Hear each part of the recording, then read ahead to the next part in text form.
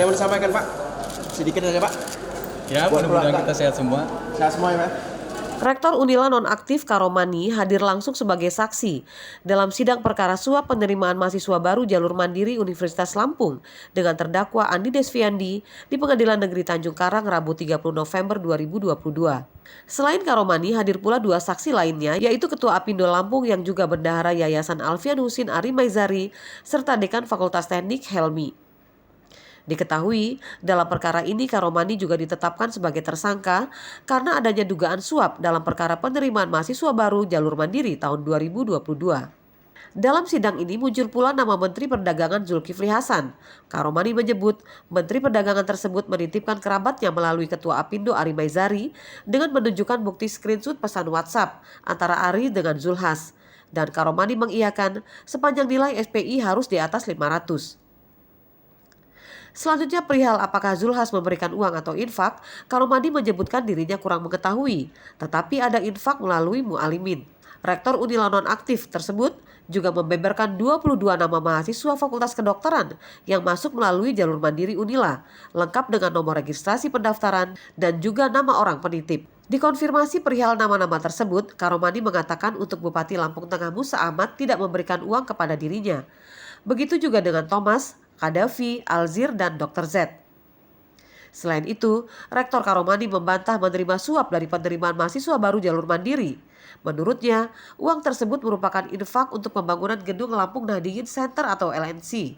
Dijelaskannya, adanya praktik pemberian uang tersebut sudah terjadi sejak 2020 hingga 2022. Kemudian dalam proses penerimaan mahasiswa baru jalur mandiri, pihaknya tidak pernah ada perjanjian awal. Menurutnya, uang tersebut sebagian ada yang berkaitan dengan mahasiswa yang diterima, tetapi bukan suap, melainkan infak. Pihaknya tidak pernah menugaskan Budi Sutomo mengumpulkan uang, tetapi ia hanya meminta apabila orang tua mahasiswa ingin berinfak dipersilahkan. Selain itu, dirinya mengaku baru akan memerintahkan Budi Sutomo atau mu'alimin untuk mengambil uang setelah dirinya mendapatkan konfirmasi bahwa orang tua yang ia kenal ingin berinfak. Ia juga menjelaskan total uang yang diterima sebesar 2,5 miliar rupiah dengan rincian cash sebesar 1,5 miliar dan 1 miliar berupa emas sejak 2020 hingga 2021. Dan ia titipkan pada keponakannya yang bernama Fauzi dengan dalih agar tidak tercampur dengan uang yang lain. Sementara uang yang berada di tabungan pribadi yakni Bank Lampung sebesar 1 miliar, Bank Bukopin 800 juta, BTN 1 miliar, BNI 100 juta dan Mandiri 100 juta, ia menegaskan bahwa itu adalah uang pribadi. Kemudian ketika kuota itu tidak terpenuhi, katakanlah 10%, maka itu berada di bawah zona kuning. Dan zona kuning saya sebutkan ke Pak Helmi, jangan lebih rendah dari 500. Kalau bisa 500 ke atas.